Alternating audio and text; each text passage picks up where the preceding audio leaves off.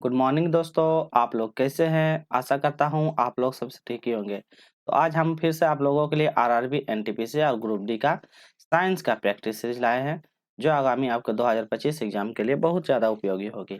जो कोई भी आरआरबी, एनटीपीसी और ग्रुप डी साइंस का जो कोई भी आरआरबी का फॉर्म भरे हैं, तो उनके लिए साइंस का यह टॉपिक सिर्फ साइंस का रहेगा। इसमें सिर्फ साइंस कवर करेंगे और एक टॉपिक चलता है जिसमें से जीके और जीएस, जिसमें से जीके और साइंस का मिक्स क्वेश्चन रहता है, तो वो अलग टॉपिक चलता है। ठीक है, तो साइंस का प्रैक्टिस से आज छठा नंबर करते हैं और ये यूट्यूब चैनल, तो इसमें आपको सारा अपडेट इसी पे मिलते रहेगा। ठीक है, चलिए ज़्यादा लेट नहीं करते हैं, आज का हम पहला प्रश्न करते हैं। आप लोग बनाने की कोशिश कीजिएगा कि आप कितना में कितना सही कर पाते हैं। ठीक है, चलिए तो आज का पहला प्रश्न है। आज का पहला प्रश्न है, लिगामेंट क्या जोड़ता है? हड्डी और हड्डी से जोड़ता है। ऑप्शन नंबर बी, पेशी को पेशी से जोड़ता है। ऑप्शन बी, हड्डी को पेशी से जोड़ता है। और ऑप्शन पेशी से उपस्थिति को जोड़ता है। तो चलिए बताइए कि लिगामेंट में क्या होगा सही आंसर। चलिए तो इसका सही आंसर देख लेंगे, ऑप्शन नंबर ए हो जाएगा। क्या हो जाएगा? ऑप्शन नंबर ए, हड्डी और हड्डी को जोड़ने का काम लिगामेंट करता है। और एक होता है टंडन। ठीक है, तो एक होता है टंडन। टंडन का काम करता है हड्डी और हड्डी तथा मांसपेशी, हड्डी प्लस मांसपेशी को जोड़ने का नाम मांसपेशियां।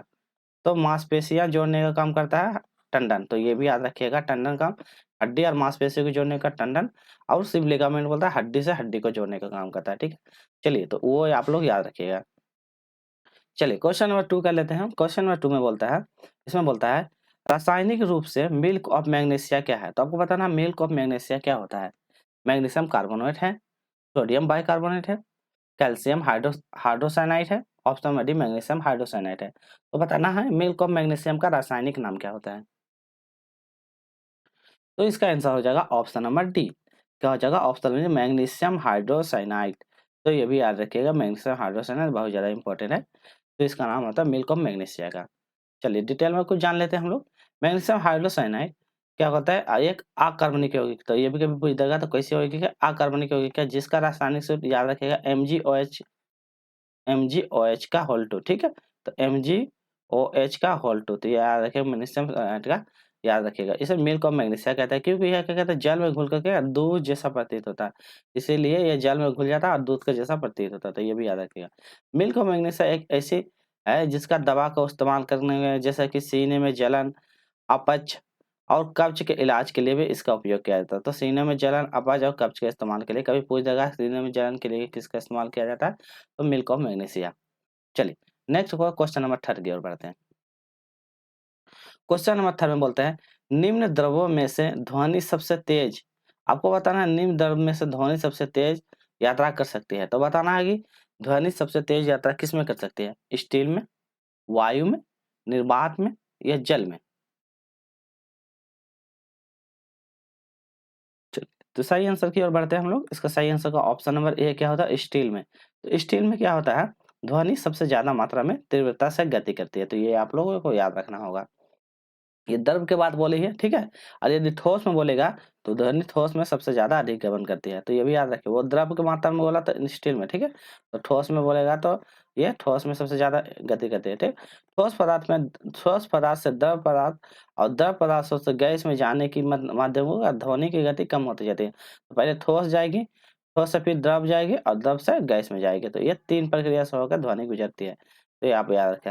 और निर्वात में क्या था? ध्वनि नहीं होती, तो ये भी आप लोग याद रखिएगा, निर्वात में ध्वनि नहीं चल सकती, तो निर्वात में ध्वनि का गमन नहीं हो सकता है।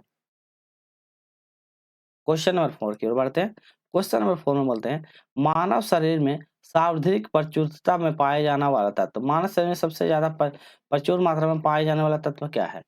लोह है, सोडियम है, ऑक्सीजन है या आयोडीन है? चलिए बताइए आप लोग। तो इसका सही जवाब हो जाएगा सबसे मात्रा में क्या है?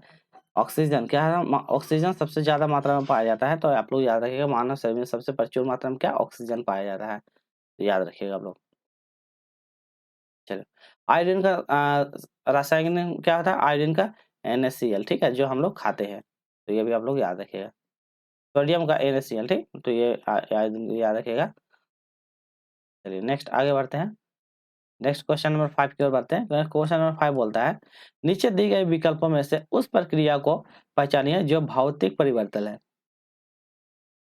आपको वो पहचानना है जिसमें से क्या भौतिक परिवर्तन। तो भौतिक परिवर्तन है, फिर हम लोग देखेंगे भौतिक परिवर्तन का क्या एग्जाम्पल है। पहला ऑक्सीकरण, अपचयन, ऊर्ध्वापातन या अपघटन। तो बताइए एक मतलब भौतिक परिवर्तन कौन-सी है? तो सही आंसर हो जाएगा ऑप्शन नंबर बी अपचयन। तो ऑप्शन नंबर बी अपचयन जो होता है ये एक प्रकार का भौतिक प्रक्रिया है, तो ये भी याद रखिएगा। ऑप्शन नंबर बी अपचयन एक भौतिक प्रक्रिया है। चलिए, ऑप्शन नंबर बी नहीं, ऑप्शन नंबर सी होगा। ऑप्शन नंबर इसका गलत हो जाएगा, ऑप्शन नंबर सी हो जाएगा ऊर्ध्वापातन। ऊर्ध्वापातन क्या होता है? एक भौतिक परिवर्तन है, तो ऑप्शन नंबर इसका सी हो जाएगा। एक मिनट इसको इरेज कर दे रहे हैं। चलिए, तो सही आंसर होगा ऑप्शन नंबर सी।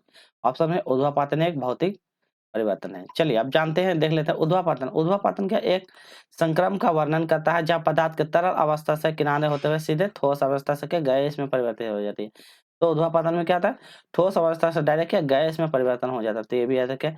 उदाहरण के रूप में देखते हैं सूखी क्या सूखी बर्फ को क्या बोलते हैं CO2 शामिल होता है जो कर्म के ताप पे क्या ऊर्ध्वापातन होती है। तो ये भी याद रखिएगा। और ठोस पानी या बर्फ में जो कम दबाव की स्थिति में ऊर्ध्वापातन हो जाती है। चलिए फिर देखते हैं भौतिक परिवर्तन का कुछ एग्जांपल। जैसे भौतिक परिवर्तन होता है पानी का उबलना, तो क्या पानी उबलेगा तो द्रव से लेकर गैस में परिवर्तन, ठीक। पानी का जमना द्रव से लेकर ठोस में, ये सब भौतिक परिवर्तन को एग्जांपल है। मोम का पिघलना ठोस से लेकर तरल में परिवर्तित हो जाना। आटे का गूथा हुआ पत्थर को फेंक तोड़ना या लोहे को मोड़ना, तो ये सब सब भौतिक परिवर्तन, तो ये आप लोग याद रखिएगा। चलिए नेक्स्ट क्वेश्चन की ओर बढ़ते हैं। क्वेश्चन नंबर 6, काले वस्त्रों के मुकाबले श्वेत वस्त्र ज्यादा शीतल होते हैं, क्यों? आपको बताना है। पहला है अपने पास पहुँचने वाले सारे प्रकाश को अवशोषित कर लेते हैं इसलिए, उनके पास जो भी प्रकाश पहुँचता है उसे वो परावर्तित कर देते हैं इसलिए, प्रकाश बेहतर नहीं होने देते इसलिए, या सूर्य को प्रकाश को पूर्णतः शीतल कर देते हैं इसलिए। चलिए, तो इसका सही आंसर क्या होगा हम बताते हैं। ऑप्शन नंबर क्या हो जाएगा बी। क्या था? इनके पास क्या था जो भी प्रकाश पहुँचता है उसे क्या कहते हैं ये परिवर्तित कर देते थे। इसीलिए हमें गर्मी के समय में क्या श्वेत वस्त्र पहनने के लिए राय दी जाती है। क्वेश्चन नंबर 7, निम्नलिखित में से कौन सा रोग त्वचा से सतह के उपचार के लिए उपयोगी होता है? तो त्वचा के सतह के उपचार के लिए कौन सा रोग उपयोगी होता है? एनाल क्या है? Analgesic, option number B antiseptic, option number C antihistamine और ऑप्शन नंबर इनमें से कोई नहीं। तो बताइए कि रोगग्रस्त त्वचा सतह के उपचार के लिए उपयोगी होगा।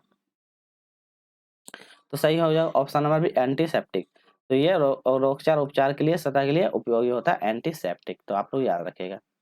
चलिए देख लेते हैं एंटीसेप्टिक के बारे में। एंटीसेप्टिक को क्या जैविक ऊतक होता है जैसे कि घाव, कट जाना, अल्सर, रोगग्रस्त त्वचा की सतह पर लगाया जाता है। तो इसलिए क्यों लगा कहाँ-कहाँ घाव में लगाते हैं, कट में, अल्सर में और रोगग्रस्त त्वचा की सतह पे लगाया जाता है। एंटीसेप्टिक उदाहरण क्या है? फ्यूरासिन और क्या है? सोफ्रामिनसिन। तो ये दोनों याद रखिएगा, कभी-कभी एग्जाम में पूछा जाता है तो उसका एंटीसेप्टिक का एग्जाम्पल है।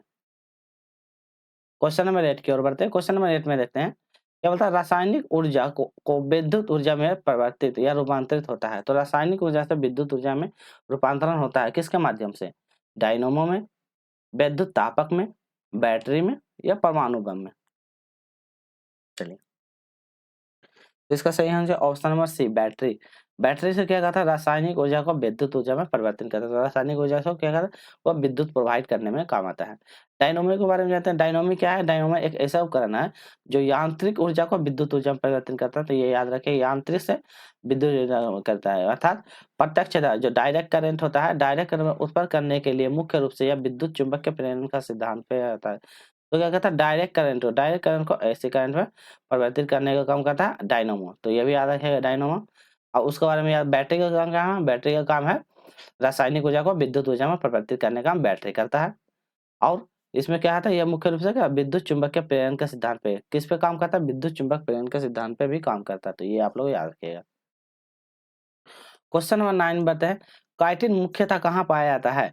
तो काइटिन कहाँ पाया जाता है बताइए?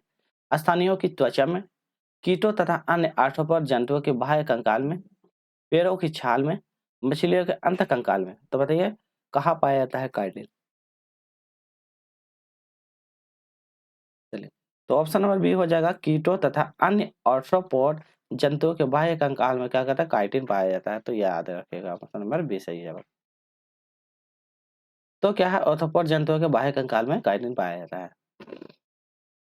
चलिए क्वेश्चन नंबर 10 देख लेते हैं, आज का अंतिम प्रश्न, इसके बाद एक प्रश्न है, एंटोमोलॉजी किसका अध्ययन करता है? तो एंटोमोलॉजी किसका अध्ययन किया जाता है? आपको ये सब एंटोमोलॉजी याद रखना है, किसका अध्ययन करने के लिए? वृक्ष उत्पादन के लिए, कीट पतंग के लिए, अस्थि उपचार के लिए या पेड़ उत्पादन के लिए? तो एंटोमोलॉजी किसके लिए कहता है? तो किसके उपचार के लिए किया जाता है एंटोमोलॉजी?